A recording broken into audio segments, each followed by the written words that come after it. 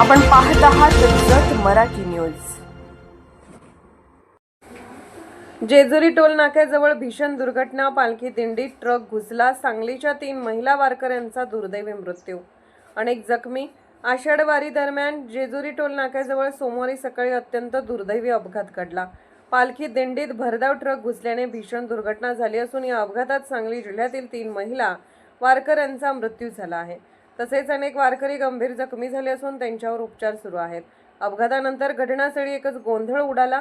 जखमी वारकऱ्यांना तातडीने जेजुरी येथील ग्रामीण रुग्णालय तसेच विविध खासगी रुग्णालयात दाखल करण्यात आले असून त्यांच्यावर वैद्यकीय उपचार सुरू आहेत।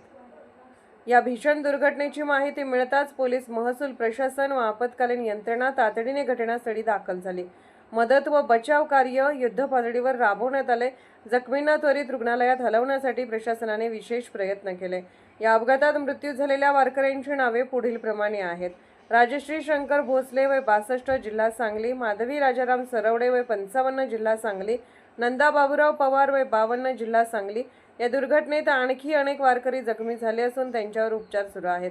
अपघाताचे नेमके कारण अद्याप स्पष्ट झालेले नसून पोलिसांकडून सखोल तपास सुरू आहे।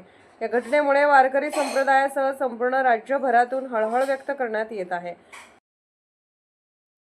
जत मराठी न्यूज चॅनलला लाईक करा, शेअर करा आणि सबस्क्राईब करा।